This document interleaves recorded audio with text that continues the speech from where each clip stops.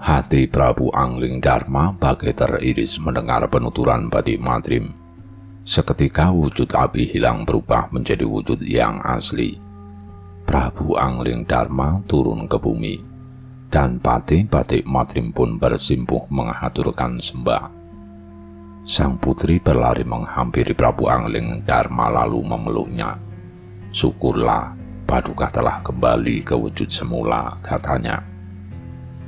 Prabu Angling Darma membopong sang putri sambil merayu-rayunya. "Batik Madrim, menghadaplah Sang Prabu Pujanegara dan katakan bahwa aku yang menjadi maling.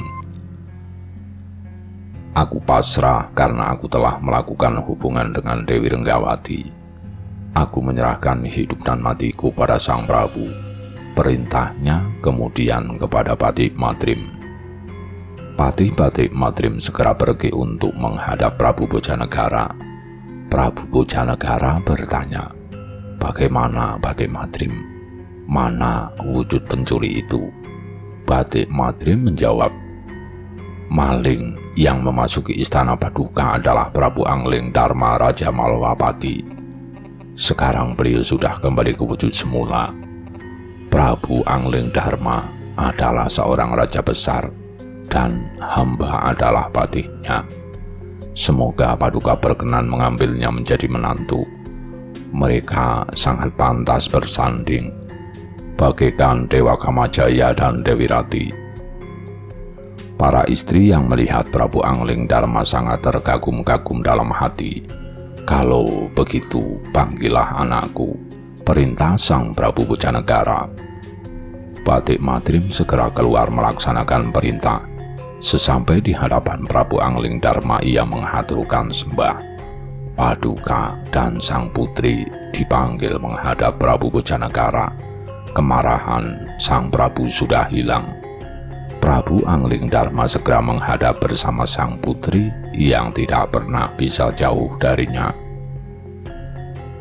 Saat melihat putrinya bersanding dengan Prabu Angling Darma, Prabu Pujanegara berkata dalam hati, "Tidak bodoh putriku. Ia bisa mendapatkan suami yang seperti Dewa Kamajaya. Tidak salah ia begitu menyayangi si Blibis. Anak Prabu, bagaimana ceritanya hingga kamu bisa berubah menjadi seekor burung Blibis?" Prabu Angling Darma menjawab, "Hamba disihir oleh para putri raksasa." Ia pun kemudian menceritakan seluruh perjalanannya dari awal sampai akhir. Sang Prabu Pujanegara sangat senang kepada menantunya. Sang putri menghaturkan sembah di kaki kedua orang tuanya. Sang Prabu Pujanegara bersabda, "Aku titipkan putriku padamu. Jika banyak berbuat salah, lapangkanlah maafku." Prabu Angling Darma mengucapkan terima kasih. "Aku serahkan juga kerajaan kepadamu. Aku ingin menjadi begawan karena usiaku sudah lanjut," kata Prabu Pujanegara lagi. Prabu Angling Darma menghaturkan sembah. "Ampunkan hamba Paduka. Hamba mendapat kutukan dari Dewi Uma dan Dewi Rati. Tidak boleh menjadi raja sampai mendapat wangsit. Hamba diberi batas waktu 9 tahun. Karenanya hamba mohon ampun. Hamba mohon pamit melanjutkan perjalanan hamba dulu. Hamba juga titip putri Paduka." Prabu Angling Darma menghaturkan sembah mohon pamit. Tidak ada yang dapat mencegah keinginannya. Akhirnya Prabu Pujanegara mengizinkan. Prabu Angling Darma mengundurkan diri dari hadapan raja. Ia pergi untuk melanjutkan perjalanannya. Para ibu sangat menyayangi Angling Darma. Semua melepas kepergiannya dengan mata berkaca-kaca. Sejenak Sang Prabu Pujanegara tertegun tak bisa berkata apa-apa. "Baru sehari 2 hari aku bertemu dengan Prabu Angling Darma, tetapi ia sudah akan pergi lagi," kata Sang Prabu dalam hati. Prabu Angling Darma menemui Dewi Renggawati untuk berpamitan. "Dinda, Jika kelak anakku lahir laki-laki, berilah nama Raden Angling Kusuma. Jika lahir perempuan, kuserahkan padamu untuk memberinya nama. Aku pamit untuk melanjutkan perjalanan Dinda, katanya sambil menciumi pipi istrinya. Aku juga berpesan padamu agar jika kelak ada orang yang wajah dan tubuhnya mirip denganku datang dan mengajakmu bercinta, Dinda jangan mau. Hanya itu pesanku Dinda, aku pamit sekarang. Lanjut Prabu Angling Darma. Dewi Renggawati berjanji akan mengingat dan melaksanakan semua pesan suaminya. Prabu Angling Darma berusaha membujuk dan menghibur hati sang putri yang sedih karena akan ditinggalkannya. Jangan bersedih Dinda, aku pergi tidak akan lama. Setelah 7 tahun aku akan kembali. Sang putri semakin sedih hatinya dan berkata, katanya tidak lama. Jangan bersedih Dinda, bujuk sang Prabu sambil mencium dan memberikan kinang kepada istrinya. Sang putri menjawab, jangan lama-lama perginya Kanda, aku tidak sanggup berpisah dengan Kanda. Tidak diceritakan lagi sang putri yang menangis sedih, bahkan sampai pingsan karena ditinggalkan suaminya. Prabu Angling Darma telah pergi meninggalkan kerajaan Bojanegara. Ia berjalan tiada henti memasuki hutan belantara dan mendaki gunung. Patih-patih Madrim dengan setia mengikutinya keluar masuk hutan, gunung, dan jurang-jurang yang dalam. Setelah lama berjalan, mereka istirahat di pinggir sebuah sungai. Patih-patih Madrim berkata, Sang Prabu, bagaimana maksud Paduka? Kenapa kita berjalan tanpa tujuan? Marilah Paduka hamba iring pulang ke kerajaan Malwapati. Jika terus seperti ini, kerajaan akan semakin rusak. Kemanakah tujuan Paduka sebenarnya? Prabu Angling Darma menjawab, aku tidak punya tujuan yang pasti. Aku akan melanjutkan perjalananku karena takut akan kutukan dewa. Jika kamu tidak ingin mengikutiku, pulanglah dulu. Jagalah kerajaan dengan baik. Hamba tidak bermaksud meninggalkan Paduka. Baiklah, kalau begitu, mari kita cari sebuah kerajaan, usul Patih Madrim. Mereka melanjutkan perjalanan dan sampailah di sebuah taman. Ayo, kita istirahat di taman itu, ajak Prabu Angling Darma. Keduanya pun berjalan memasuki istana. Dalam hati mereka sangat mengagumi keindahan taman itu. Gapura taman terbuat dari emas yang menyala gemerlap. Di dalam taman penuh dengan bunga-bunga indah hingga baunya harum semerbak. Di bagian bawah ada bunga pucang yang baru mekar menebar aroma jebat kasturi. Saat kaki melangkah, kedua kali hati terpesona melihat indahnya bunga tunjung merah, tunjung biru, kanigoro, dan kenikir emas. Ada juga bunga Prabu Satmata, gambir, dan menur, bunga wonga rumpuh, wonga ragang, pucang wangi, tumbuh berjajar-jajar hingga baunya harum semakin kuat. Seandainya bunga tunjung putih bisa bicara, ia akan berkata-kata menyambut tamu yang datang. Wahai pangeran yang baru datang, peti dan pakailah aku. Pucang wangi yang tertiup angin begitu menawan bagai peti seorang putri yang mengintip dari kainnya yang tersingkap. Bunga-bunga yang dihisap oleh kumbang-kumbang bagaikan putih yang sedang dijumbui di tempat tidur. Ada seorang nini-nini tua penunggu taman itu. Ia sendirian menjaga taman tanpa teman seorang pun. Saat Prabu Angling Darma akan memasuki taman, nini-nini itu mencegatnya. Hamba minta nasi. Kalau Paduka tidak memberi, hamba tidak akan mengizinkan Paduka masuk ke dalam taman, kata nini-nini itu. Berilah nini-nini ini nasi segumpal saja, perintah Prabu Angling Darma kepada Batik Madrim. Setelah menerima dan memakan basi si nini-nini tua, tiba-tiba berubah menjadi gadis cantik. Si nini sangat gembira hatinya dan mengucapkan terima kasih kepada Prabu Angling Darma. Keduanya lalu masuk ke bangsal Pangrawit. Saat mereka mendongak ke atas, tiba-tiba Batik Madrim jatuh. Aduh, katanya lalu pingsan. Ia sangat terpesona melihat gambar seorang putri yang wajahnya bagai Dewi Rati, bagaikan hilang jika mata berkedip.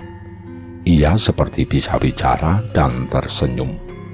Gambar itu seolah hidup, sungguh sangat indah, tiada mendapat tandingannya di dunia.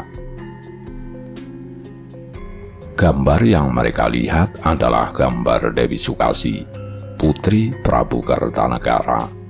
Ia digambar karena dijadikan sayembara. Di bawahnya ada tulisan yang berbunyi, "Ini adalah perintah Sang Sri Bupati. Siapa yang sanggup menggoda putriku yang bisu, putri cantik bernama Dewi Sukasi, putri Kertanegara?"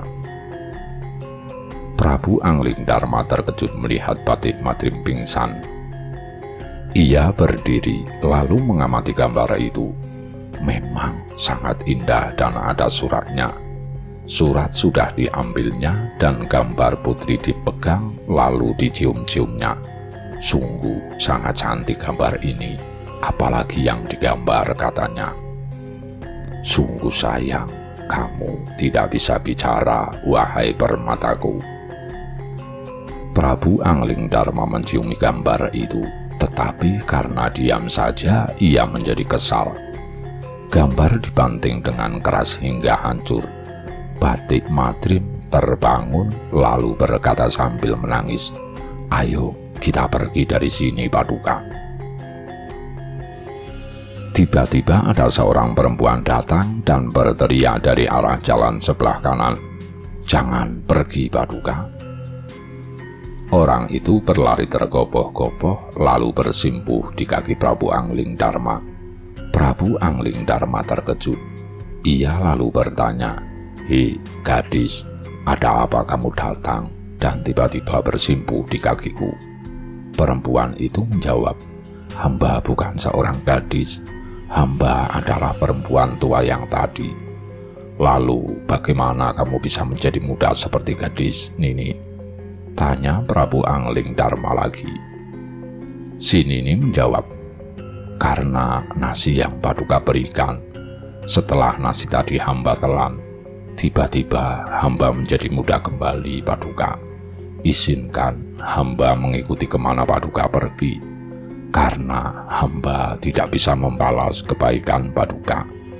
Prabu Angling Darma menjawab, "Jangan ikut denganku, Nini. Tetaplah menjaga pintu taman. Tunjukkan saja padaku jalan menuju Kertanegara." "Ikutilah jalan yang ke kiri, Paduka. Prabu Kertanegara sedang mengadakan sayembara. Banyak sekali raja yang datang mengikutinya. Semua berusaha menggoda sang putri yang bernama Dewi Sukasi, putri sang Prabu Kertanegara yang sakit bisu.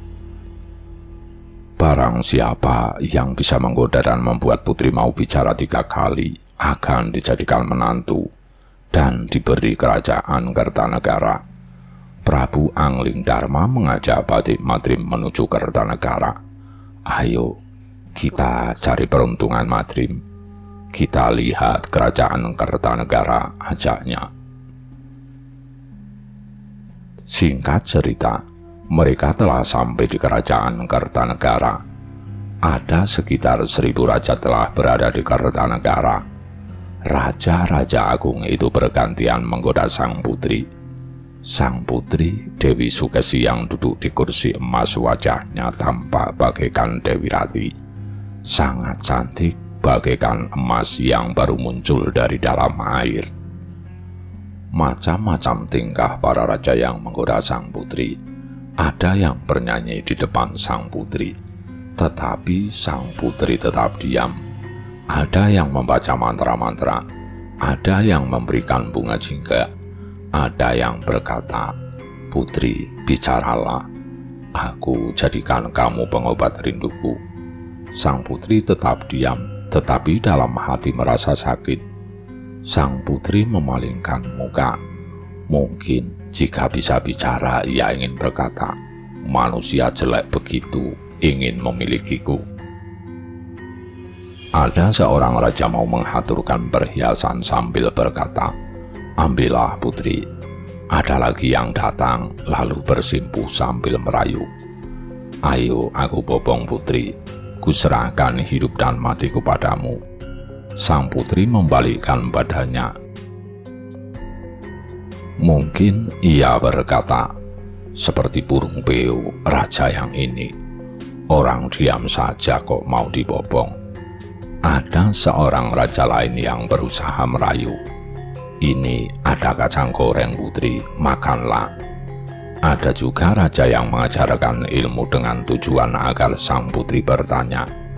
Ada lagi yang mendongeng agar sang putri senang, tetapi sang putri tetap membelakangi. Ada juga seorang raja yang menari tarian Bali di depan sang putri, tetapi putri tetap diam. Jika bicara, mungkin ia akan mengatakan, "Dasar orang gila." Seorang raja yang lain maju dengan mulut monyong menyanyikan tembang kinanti. Ada lagi yang sampai kayang, ada yang bertanya, ada yang menyentuh, ada yang mengejek berharap putri memakinya. Tetapi putri tetap diam seperti tugu. Ada juga raja yang membujuk putri dengan bercerita tentang wayang kulit, gedok, dan kerucil, berharap putri menyukainya. Prabu Anglingdarma tersenyum melihat semua itu. Hebat sekali. Tidak ada seorang raja pun yang berhasil menggodanya. Aku lihat para raja itu kesulitan membuat bicara Dewi Sukesi, katanya dalam hati.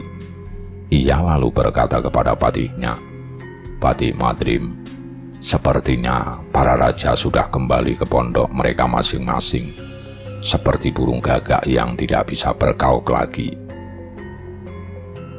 Para raja telah kembali ke pasanggrahannya masing-masing dengan membawa rasa malu di hati. Prabu Anglingdarma duduk di hadapan raja. Prabu Kertanegara terkejut. Dalam hati ia berkata, "Ini ada seorang kesatria muda yang sangat tampan, seperti Batara Kamajaya." Ia lalu bertanya, "Wahai satria yang datang terakhir, siapakah namamu dan di mana kerajaanmu?" Prabu Anglingdarma menjawab, "Hamba kesatria dari Bojanegara bernama Anglingdarma, datang ke sini untuk ikut sayembara. Hamba sanggup menggoda sang putri, tetapi dengan berada di dalam pajangan berlima, yaitu putri dan dayangnya, permaisuri, hamba sendiri, dan Batik Madrim." Sang Prabu mengizinkan dan berkata, "Baiklah, Bapak izinkan. Syukurlah jika putriku bisa bicara 3 kali. Bapak akan serahkan kerajaan padamu dan jadilah raja. Aku akan lengser dan menjadi begawan." Para dayang, hiaslah pajangan sebentar, perintah raja kepada dayang kemudian. Sang putri dan Ibu Suri sudah duduk di pajangan bertiga dengan dayangnya. Prabu Anglingdarma yang sudah dipersilakan segera masuk ke dalam istana bersama Batik Madrim. Sang putri terkejut saat melihat wajah sang Prabu Anglingdarma. Jika bisa, ia mungkin ingin mengatakan, "Tampan sekali pria ini, berbeda dengan para raja yang lain. Aku kagum sekali dengan pria ini. Seandainya aku bisa menyapanya." Prabu Anglingdarma berkata dalam hati, "Putri ini sangat cantik. Pria yang tidak mencintainya pasti akan mendapat denda dari para dewa. Sayangnya, ia tidak bisa bicara. Awal mulanya sang putri tidak bisa bicara karena diguna-guna oleh Raja Simbar Manyura yang bernama Prabu Pancatnyana, seorang raja yang gagah perkasa. Ia diguna-guna karena sang Prabu Pancatnyana sakit hatinya setelah lamarannya ditolak oleh sang putri. Prameswari berkata kepada Prabu Anglingdarma, "Ayolah Anglingdarma, cepat godalah putriku." Anglingdarma menjawab, "Kalau bisa, silahkan Permaisuri bercerita sesuatu yang menarik." "Aku tidak bisa bercerita. Raden saja kalau bisa," sahut Permaisuri. Anglingdarma berkata kepada Dayang, "Bibi, berceritalah." Dayang menjawab tidak bisa. Prabu Anglingdarma lalu menyuruh Batik Matrim. Batik Matrim menjawab, "Ampun Paduka, Gusti Prabu kurang apa? Paduka sangat sakti mandraguna. Paduka saja. Aku juga tidak bisa. Sebaiknya saja Sang Jember suruh. Berceritalah. Kamu, aku yang menyuruhmu," perintah Anglingdarma. Abdi mengaturkan sembah dan menjawab, "Daulat Paduka, hamba akan bercerita. Siapa tahu hamba bisa sakti seperti Paduka." Ada sebongkah tonggak kayu nangka yang berada di pinggir jalan. Ada Undagi lewat dan melihat kayu tersebut. Ia berkata dalam hati, "Sayang sekali kayu ini." Ia lalu membentuk tonggak seperti menjadi golek patung seorang putri yang cantik. Setelah jadi, ia lalu meninggalkannya begitu saja. Setelah itu ada seorang tukang sungging lewat di tempat itu dan melihat golek yang dibuat Undagi. "Ini ada golek yang cantik, tetapi warna wajahnya belum pas," katanya dalam hati. Ia lalu menghias golek tersebut. Payudaranya diberi warna demikian, juga rambutnya dan giginya, sehingga si golek menjadi cantik dan tampak tersenyum. Setelah selesai, ia pun meninggalkannya begitu saja. Ada seorang tukang emas lewat juga di tempat itu dan melihat golek yang sudah dihias. Dalam hati ia berkata, "Tanggung-tanggung sekali orang yang membuat golek ini. Ia sangat cantik, tetapi sayang belum memakai hiasan." Si tukang emas pun memberikan gelang, cincin, dan subang lalu meninggalkannya. Lalu ada seorang nahkoda lewat. Ia berkata, "Golek ini sangat indah, cantik, dan perhiasannya bagus. Sayangnya ia masih telanjang belum berbusana." Sang nahkoda memberinya kain dan kemben, lalu meninggalkannya. Terakhir, dewa yang sedang memeriksa keadaan dunia sampai di tempat itu. Dalam hati, dewa itu berkata, "Sungguh sangat cantik golek ini. Sayangnya, ia belum bernyawa." Dewa lalu meniupkan ruh ke dalamnya. Tiba-tiba, golek hidup dan berbicara, "Siapa suamiku?" Undagi, Kemasan, Juru Sungging, dan nahkoda pun datang. Mereka lalu berebut mengaku lebih berhak menjadi suami golek kayu. Itulah cerita hamba Paduka. Sekarang pertanyaannya, siapakah yang berhak menjadi suami golek nangka? Prabu Anglingdarma menjawab, "Menurutku, dewa yang sedang berkeliling itulah yang berhak, karena dia yang memberi nyawa." Batik Matrim menyaut, "Menurut hamba, Undagilah suaminya, karena dia yang membuat pertama kali." Prameswari berkata, "Menurutku, Kemasan yang berhak karena dia yang telah memberi perhiasan." Dayang mengaturkan sembah lalu ikut bicara, "Menurut hamba, suaminya adalah Juru Sungging karena dia yang membuatnya indah." Tiba-tiba sang putri angkat bicara. "Menurutku kalian semua salah. Undagi adalah ayahnya, tukang sungking ibunya, Kemasan adalah tetangganya, sedang yang berhak menjadi suaminya adalah nahkoda yang telah memberinya pakaian.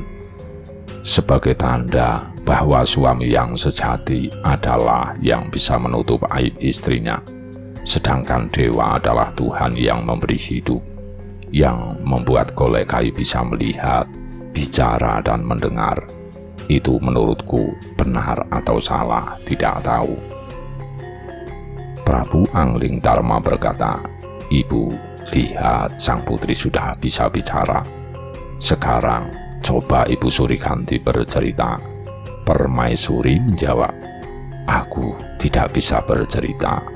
Batik Madrim, "Berceritalah," perintah Angling Darma lagi. Batik Madrim menjawab, "Hamba tidak bisa, paduka saja." Prabu Angling Darma lalu memberi perintah kepada tukang kipas. Tukang kipas menyanggupi lalu mulai bercerita.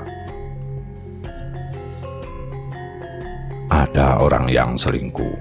Laki-lakinya satu, mempunyai 3 orang wanita simpanan. Suatu saat ia bertemu dengan 3 kekasihnya di jalan. Wanita yang pertama ditemuinya dengan payudara tidak tertutup. Wanita yang kedua ditemuinya dengan rambut terurai, dan wanita yang ketiga ditemui dalam keadaan betisnya terbuka. Akhirnya Ki Jakawurung, nama lelaki itu, kehilangan ketiga kekasihnya. Ia kebingungan mencari, tetapi tidak juga menemukannya. Suatu saat ia bertemu dengan orang yang baunya sangat amis dan hampir mati. Ki Wurung datang menghampirinya. Orang tersebut bertanya, "Kamu dari mana dan kenapa menghampiriku?" Ki Wurung menjawab, "Aku sedang kehilangan kekasihku dan kebingungan mencarinya. Aku tidak tahu di mana rumahnya. Kekasihku ada 3. Yang satu mengurai rambut, yang satu membiarkan betisnya terbuka, dan yang satu lagi membiarkan payudaranya terbuka." Orang itu menjawab, "Kamu cuma memikirkan kencan hingga tidak memperhatikan pertanda yang diberikan kekasihmu.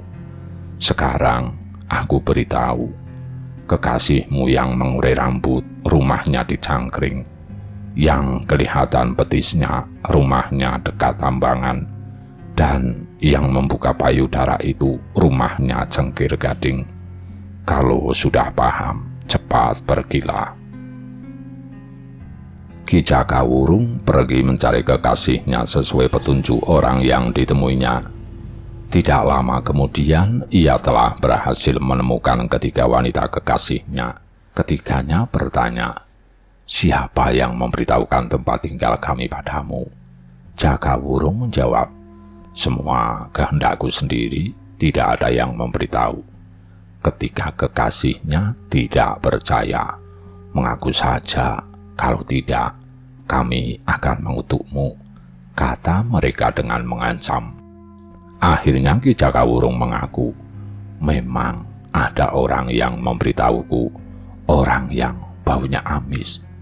Kalau begitu, kamu bukan suami kami, karena kamu kesini ada yang memberitahu. Orang itulah yang sesungguhnya suami kami." Ketiga wanita itu pun mencari orang yang dimaksud Ki Jakawurung. Mereka menemukan orang itu, tetapi sudah mati. Ketiganya menangis terseduh-seduh, menangisi kematiannya. Mereka lalu duduk merawat jenazahnya. Wanita yang pertama memandikannya, yang kedua membungkusnya, dan wanita yang ketiga setelah datang langsung membersihkan tinja dan kencing yang masih menempel di tubuh si mayat. Demikian cerita hamba. Pertanyaannya, siapa yang sebenarnya berhak bersuamikan orang yang sudah mati itu, paduka? Prabu Angling Darma berkata, Menurutku, wanita yang membungkus tubuhnya itu yang berhak bersuamikan dia. Batik Madrim menyaut, menurutku yang memandikan yang menjadi istrinya. Menurutku benar Sang Prabu Angling Dharma, ujar Sang Permaisuri. Kalau hamba setuju dengan Ki Batik Madrim, sahut Dayang. Sang putri berkata lagi, menurutku kalian semua salah. Yang membungkus itu pantasnya adalah menjadi ayah dan ibunya, yang memandikan adalah tetangga. Sedang yang mau membersihkan kencing dan tinja itulah istrinya. Belum bisa dikatakan cinta pada suaminya jika wanita belum mau terkena kencing dan tinjanya. Permaisuri sangat senang mendengar penuturan putrinya yang telah bisa bicara untuk kedua kalinya. Prabu Angling Dharma berkata, "Ibu, ayo berceritalah agar sang putri yang sakit segera sembuh." Permaisuri menjawab, "Aku tidak bisa, nak." Madrim, berceritalah, perintah Angling Dharma kepada Batik Madrim. Batik Madrim menjawab, "Ampun Paduka, hamba tidak bisa." "Paduka pasti bisa." Permaisuri nyaut, "Aku juga tidak bisa. Tetapi coba aku tanyakan pada tukang lampu, mungkin dia bisa." Permaisuri lalu bertanya kepada tukang lampu, "Tukang lampu, apa kamu bisa cerita? Jika bisa, berceritalah. Aku sudah memberimu izin." Tukang lampu mengaturkan sembah lalu mulai bercerita. Ada 5 orang pencuri. 1 maling sakti, 2 maling candi, 3 perampok bernama Deka, 4 bernama Pratingka, dan yang kelima bernama Sapu Jangka. Deka bertugas mencari sasaran, Sapu Jangka bertugas membabah rumah, Pratingka berjaga-jaga, Sakti bertugas menyirep orang yang punya rumah, dan Sandi bertugas mengambil barang. Suatu hari, mereka mendapat hasil curian berupa golek emas. Mereka sangat gembira. Karena kesiangan, golek emas hasil curian itu mereka bawa ke pasetran, tempat yang biasa untuk meletakkan mayat. Tanpa mereka sadari, perbuatan mereka diamati oleh maling ayam bernama Ki Celung. Ki Celung berkata dalam hati, "Orang-orang ini sepertinya mendapat hasil curian. Yang mereka bawa menyerupai jasad manusia. Pasti mereka akan ke pasetran. Aku akan mendahului mereka." Ia kemudian berlari menuju pasetran meninggalkan ayam hasil curiannya. Sesampai di pasetran, ia merebahkan diri berbaur dengan mayat-mayat yang tergeletak di tempat itu. Kebetulan di tempat itu ada 3 mayat yang tergeletak dan Ki Celung menjadi yang keempat. Kelima maling yang membawa golek emas tiba di pasetran, lalu meletakkan hasil curiannya di samping mayat-mayat yang ada. Ki Sekti berkata, "Berilah tanda mayat-mayat itu agar kita tidak bingung nanti saat mengambilnya." Keempat mayat itu pun diberi tanda. Ki Celung meringis menahan sakit karena jidaknya digores dengan kapak. Ki Celung mengeluh dan menangis tetapi hanya di hati. "Aduh, kepalaku pecah. Si penyakit memberi tanda di jidatku," katanya dalam hati. Setelah kelima maling pergi, Ki Celung segera bangkit. "Aduh, sakitnya bagai cuil satampa. Untung aku masih hidup. Tapi harta ini tidak akan habis aku makan seumur hidup," katanya. Ia lalu pulang dengan membawa golek emas hasil curian para pencuri. Tidak lama kemudian, ia telah sampai di rumah. Kelima maling pun kembali ke pasetran untuk mengambil harta yang ditinggalkannya. Tetapi ternyata sudah tidak ada. Semua sangat menyesalkan hal itu. Mereka berkata, "Mayat yang ada di sini hilang 1. yaitu mayat yang jidatnya tergores. Pasti dia yang telah membawanya. Ayo kita cari dia. Ia tidak mungkin hanya bersembunyi setelah mendapat mangsa.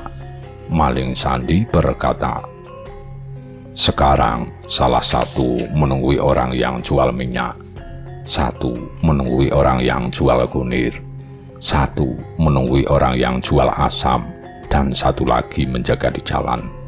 Kalian harus melakukannya dengan menyamar. Jangan sampai ketahuan dan mencurigakan. Orang yang terluka karena kapak, obatnya kunir dan minyak. Mereka pun setiap hari pergi ke pasar mengawasi orang menjual kunir, minyak, dan asam.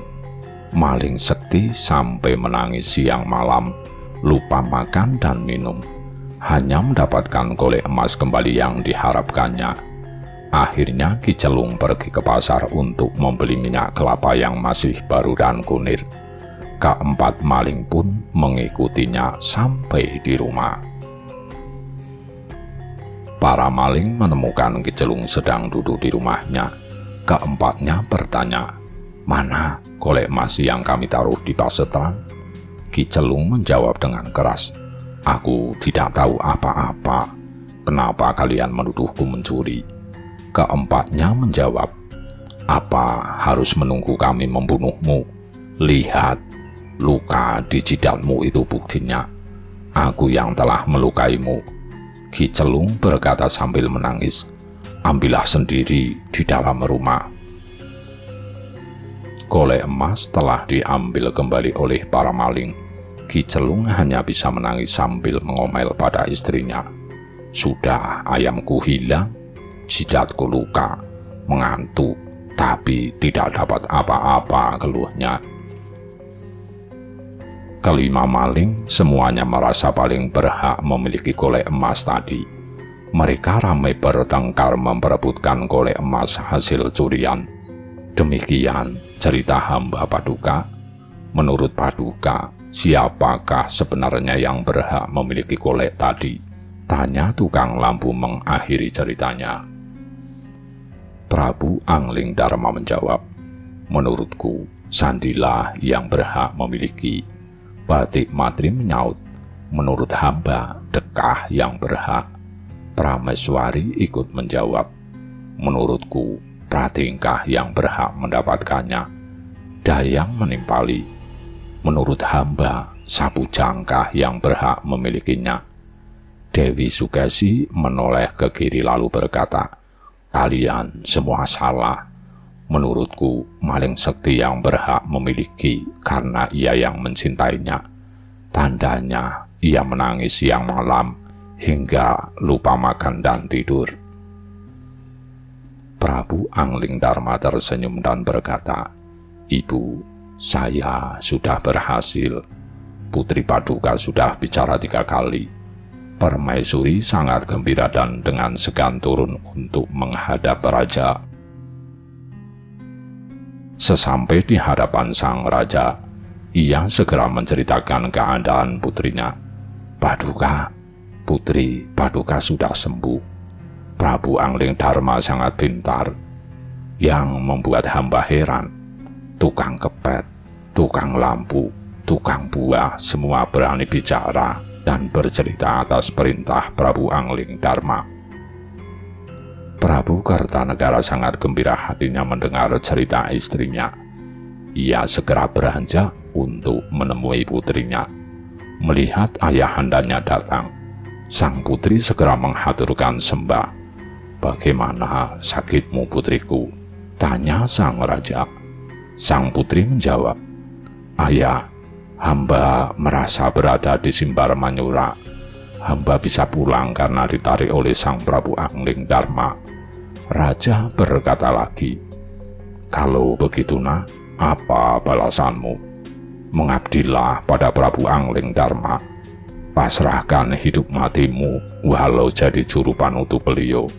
Aku akan serahkan kerajaan Kertanegara dan para abdi." Prabu Angling Darma mengucapkan terima kasih atas semua anugerah dari sang putri. Keduanya pun segera dinikahkan.